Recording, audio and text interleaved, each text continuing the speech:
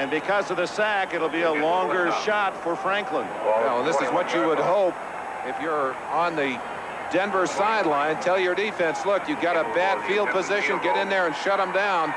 No touchdown. At worst, a field goal. And maybe even a chance to get in there and block that. 38 yards to tie.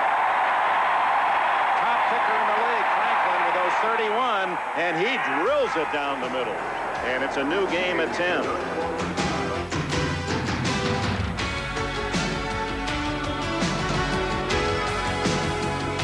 Denver started the third quarter with a drive that lasted 9 minutes and ended with this 22-yard field goal by Rich Karlis. Denver had 13-10. And we now join the start of the Patriots' next drive.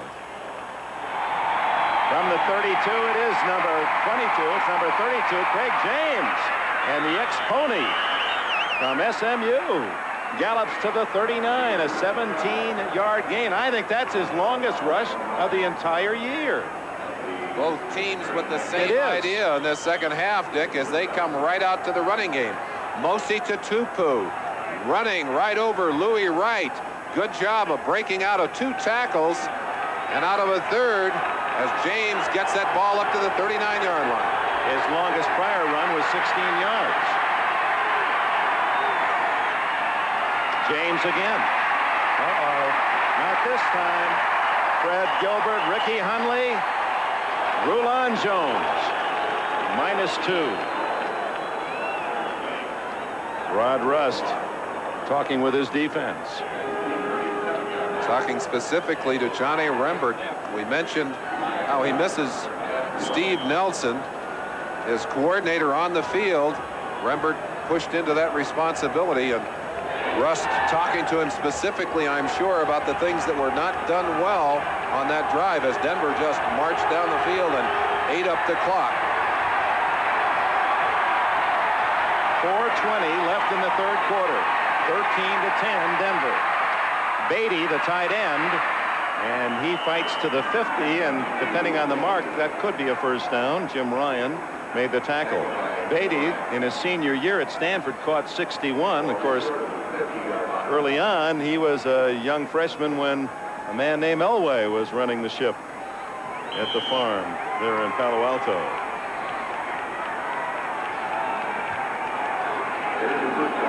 It is a first down. Late in the third quarter. Denver scored first, then Eason to Morgan 7-3. Then Elway on a 22-yard scramble made it 10-7 Denver after a Rembert interception when Elway was hurt. Franklin kicked the field goal to tie it at the half. Karlis a short field goal to give Denver the lead here in the second half. And flags go flying as James is knocked down at midfield, and one has to suspect holding. Or a face mask call, perhaps. Yep, it is the defense, right. Or Hundley was in there as well.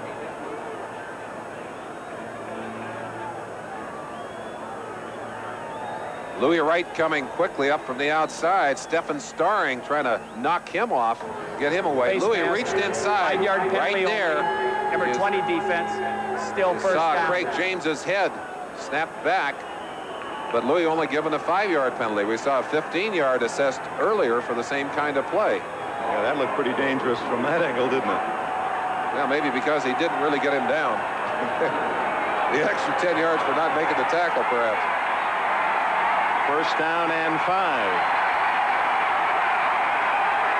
Hawthorne, bottom of your screen, used as a wing in motion.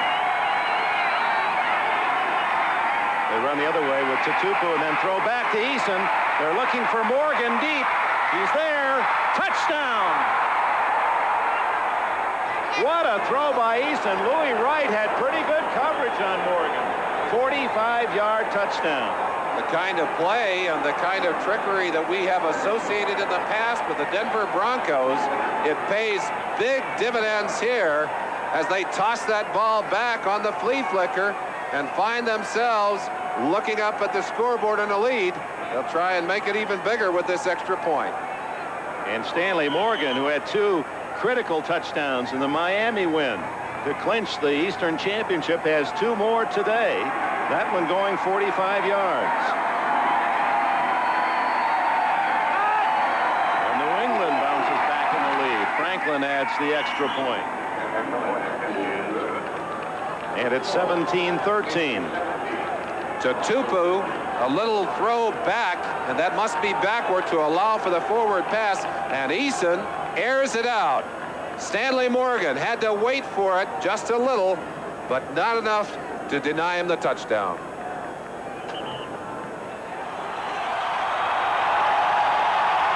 And the crowd revved up now in Denver as the Broncos have fallen behind 17-13. Tony Franklin to Kendall.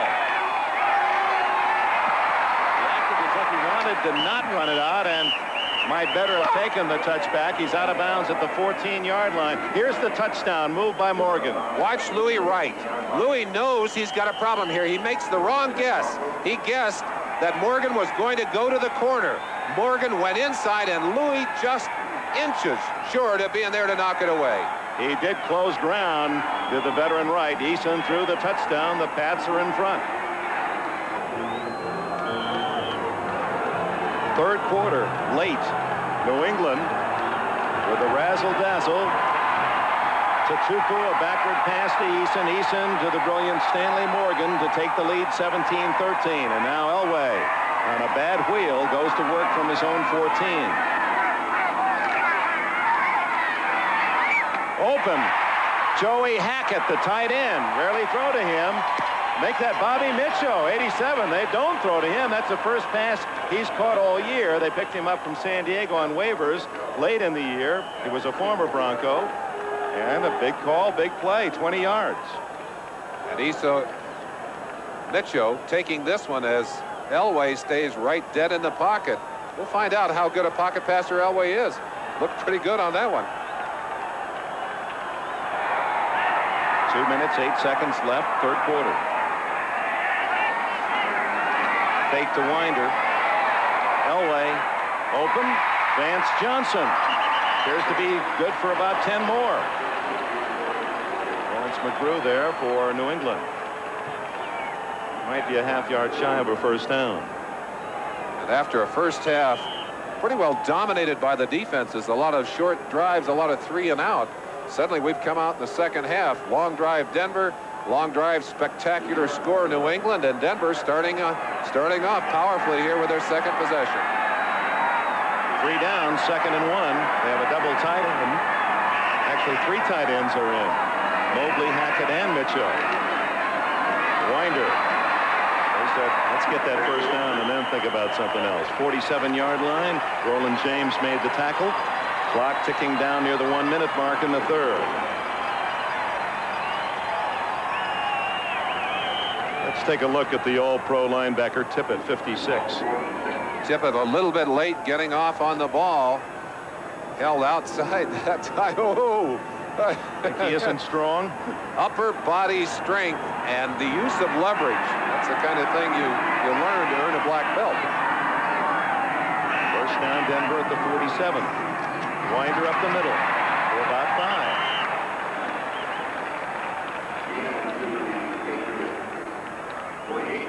5. At middle of the Bronco line, Billy Bryan from Duke, the center, Keith Bishop, who makes the Pro Bowl from Baylor, and the veteran Paul Howard, who's now 36 years old, the oldest guard in the NFL.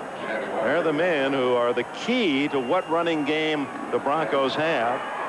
Up the middle could be the last play of the third quarter.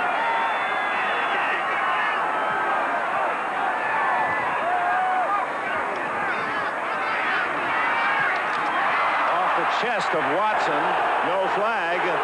Defense by Claiborne on his way to the Pro Bowl himself. There must have been a few words exchanged on that one. Watson has only 1 pass on the day, that one for 21 yards. You see the initial bump, Claiborne nailing in behind.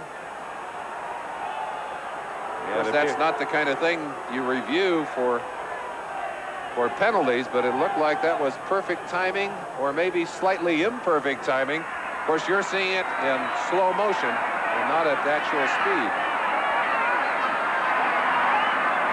Big third down call. Oops! And they're going to get a free one out of this. Elway's looking for 7. He's got a man. Touchdown! Vance Johnson. The penalty is against whom? If it's against New England, obviously. The Broncos refuse. No signal yet. Let's wait. Jerry Seaman will tell us.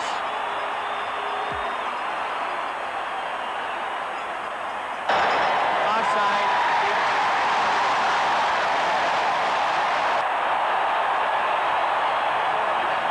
The critical mistake here is that when they jumped off sides, New England's defensive line stopped.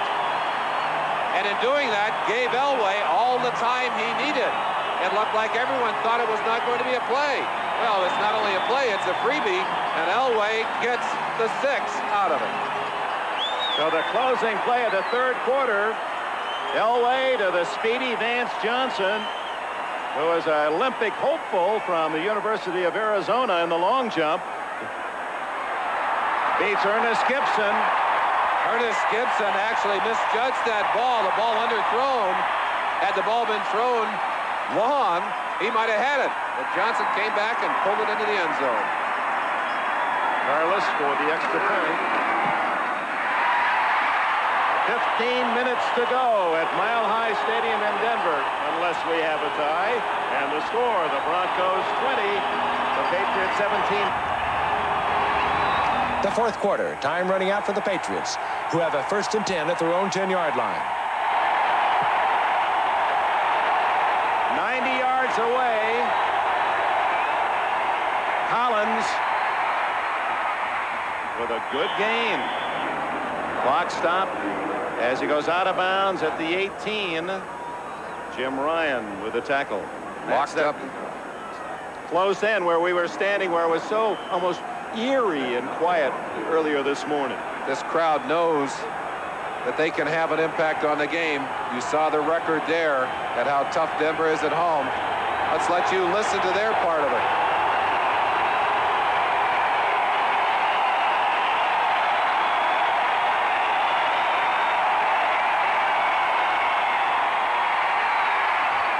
On top to Morgan, and he was open again behind right. Gave him that little hitch move and then a streak. Eason too long on the throw. So it'll be 3rd and 2. We might add to the home record of Denver, second only to the Bears in the last 3 years.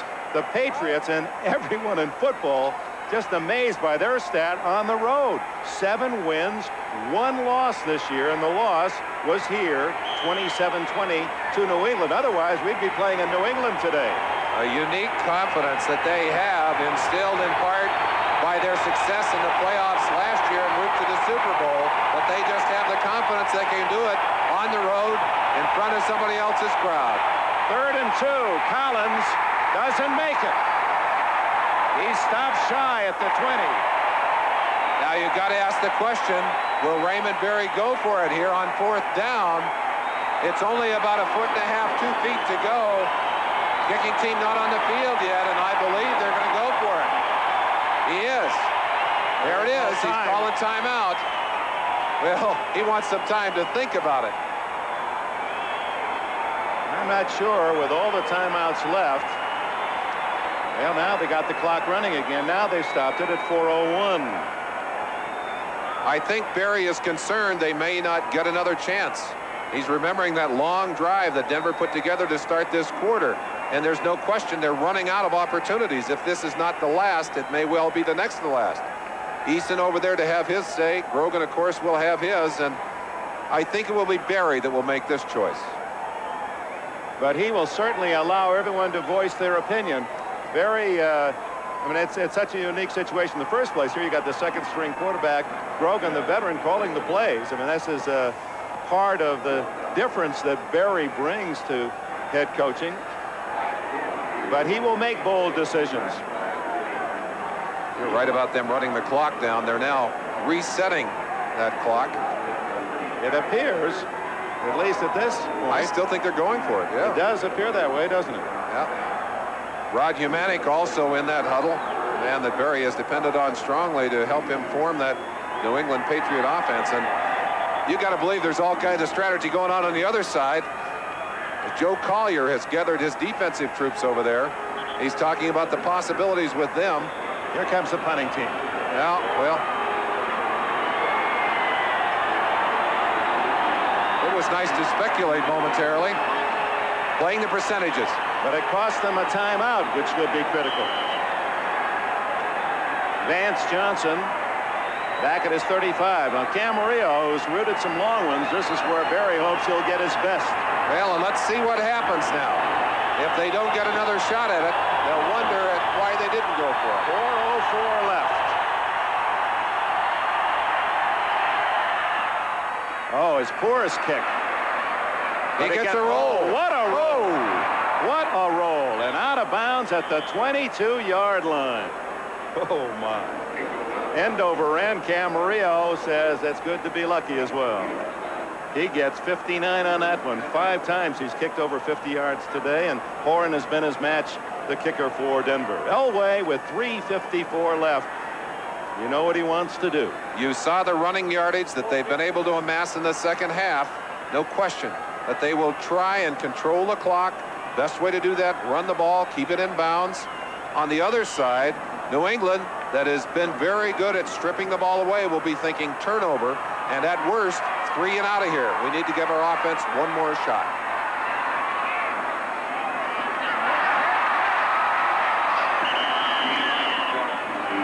Ed Reynolds makes the tackle on Gene Lang, and Lang's freshness and quick bursts have been a key factor, and now he's limping coming out, and Winder, of course, already hurt. They'll go in with 3 tight ends. Winder had been averaging 5.7 per carry, had 97 yards on the day before he left the game. He's out of the game, and now Lang is out. 2 offensive linemen have been replaced in there. Mark Cooper's in there. Dan Remsburg is in there in place of the injured.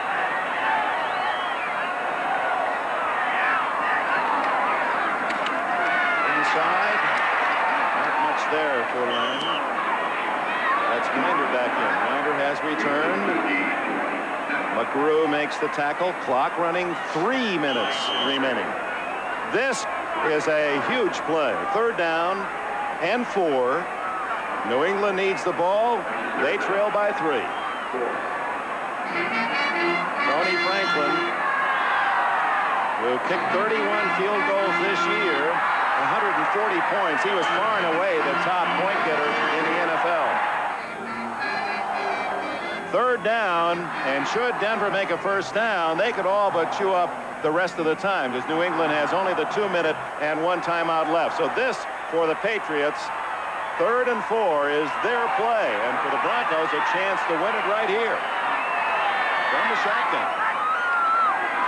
And they'll run it with Sewell. He's got it. 1st down at the 36.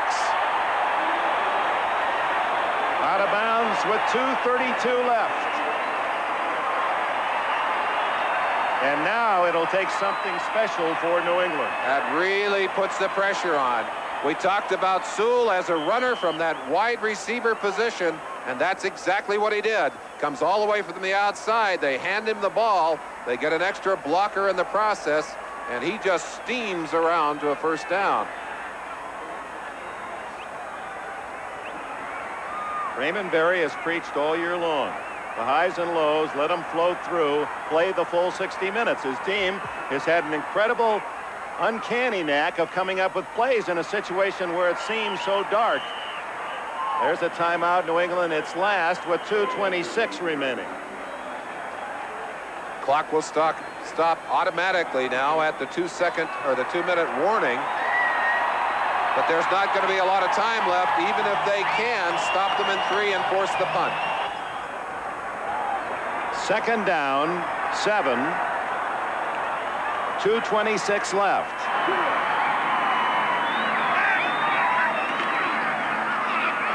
It's Lang. Stopped short of the 1st down by Garin Veras at about the 43. That's 3 yards shy of the 1st down, and Denver will let it run down to the 2-minute mark. So 2 minutes will be left. 3rd and 3 will be the call, and New England cannot stop the clock. The best they can do is stop Denver, force a punt, and have about a minute to go for a field goal. 2 minutes left. 2 minutes to Cleveland. converted 5 of 14 third downs. If New England does not stop Denver on this 3rd and 3, you can make your reservations for Cleveland if you're a Bronco fan. And Dan Reeves will have his first playoff victory as a Bronco coach. But the Patriots, should they stop Denver, will get a final shot at it.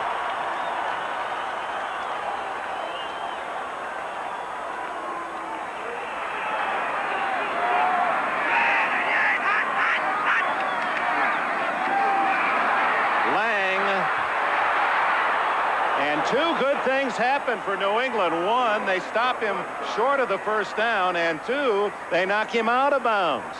So 1:55 left. Oh, was that a big play? They gambled on going wide, and of course the risk there is that you can get knocked out of bounds. Can't blame Lang. He's trying for the first down. Veras makes the biggest hit of his life. And watch Mike Ruth, 65, chasing from the inside to force Lang wide. He forced him right into Blackman, and then the inside-out pursuit by Veras to knock him out of bounds. That was a remarkable block tackle, because if he hits him low in an orthodox tackle, he can fall forward. He just blocked him out of bounds. 4th and 1. Horan to kick. Fryer back at the 12. 10 men on the line of scrimmage. Return is on, and what a kick. Boy, what a beautiful kick. To the 1-yard line. And Fryer gambling, and a bad gamble it was. That ball would have been a touchback at the 20. You save time and get better position. Fryer perhaps feeling his own abilities could break a long one. Instead, they'll start at the 10. Coaches will tell the defensive man or the punt receiver, if he's inside the 7-yard line, let it go, let it get into the end zone. But I'm sure you're right. Fryer is thinking big return. He knows he has that kind of talent, but he makes it even tougher on Eason and the offense. Great 54-yard punt by Horan. 90 yards away. Actually, there's 55 yards away from a field goal attempt. It won't matter. Safety, Rulon Jones. And they're celebrating in Denver.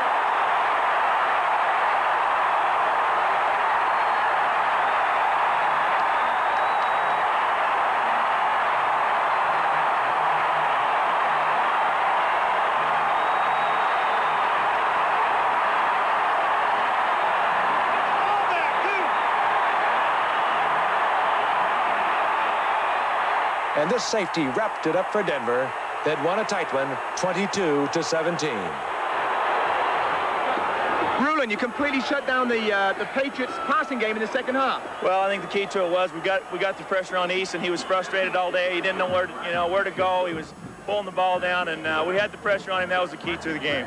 Did you know you could shut down the running game to start the game? Well, we shut him down last time, and we felt that was the key to the game. We had to shut him down so they had to pass, and then we could pin our ears back a little bit as a defensive line and get after the quarterback. Not only the Broncos players, but the Broncos' biggest fan, John Denver, was ecstatic over this win. Oh, I thought they were great. I think they're going to go all the way. You put it down to this great defense? Well, I think the whole team played today. Elway was great. The offense was great. We had a great running game. The kicking was great. And the defense cannot be beat. Well, Elway didn't pass in the second half. It just came down to the running game, didn't it? That's all right. It worked. Are you going to be in Cleveland? I might just do that. It's a long way away. I'm pretty happy to be home, but I might have to go there to support my team. Thank you. Thanks. Mark your team. Oh, I don't think there's any doubt that this defense has been the key and the catalyst for us. For you to be successful in the playoffs, you have to play great defense, and I thought they played great. They swarmed all over the field today. Well, the defense is a big part of the team, no doubt about that. In the past, the defense was most of the team. Now the offense has really been playing well. I think we're a balanced team. Our special teams did a great job. Everybody did a great job today. So it'll be the Denver Broncos at the Cleveland Browns in next week's AFC Championship game, and it'll be on Channel 4 2 hours after the game is actually played next Sunday night at 11 o'clock. So the Chicago Bears are gone, the New England Patriots are gone. We'll have a new pairing for Super Bowl 21. As far as the Denver Broncos' chances are concerned with the Cleveland Browns, it all hangs with John Elway. If he has a great game, and he's capable of a great game at any time on any field, then the Denver Broncos could win it. However, I like the Cleveland Browns. They have snuck up on everyone. They are very strong defensively. They had a big win in their double overtime win over the New York Jets. They should be able to manage a victory here. Now a recap of our coverage next week. The Denver Broncos at the Cleveland Browns next Sunday night at 11 o'clock, preceded by a special report at 7. The Washington Redskins at the New York Giants on Monday, January the 12th at 8:30. Finally, tonight we'll leave you with another celebration New York Giants style. Bill Parcells got another dunking. Once again, he expected it, but it didn't make any difference. Good night, everyone. There's the obligatory victory bucket. There's two of them. I mean, it's like, you just call them like obligatory victory bucket, and then the other one's junior, junior. See, now no one looks at, I mean, no one cares now. I mean, they just ignore him the whole game. At the end of the game, boom, they're going to be right there. And here comes Harry Carson seeking out the Gatorade. No, that's a tease. He said it's coming. You don't do it there. McConkey's looking to see what's in there. Here he's got a disguise on now, does Carson. For the obligatory victory bucket. Has Parcells seen him yet? How can a guy like that expect to hide? Parcells is looking for him. He doesn't know who he is. Who is that guy? There's a guy behind the bucket. That's 49-3. He's got the bucket. They got him occupied.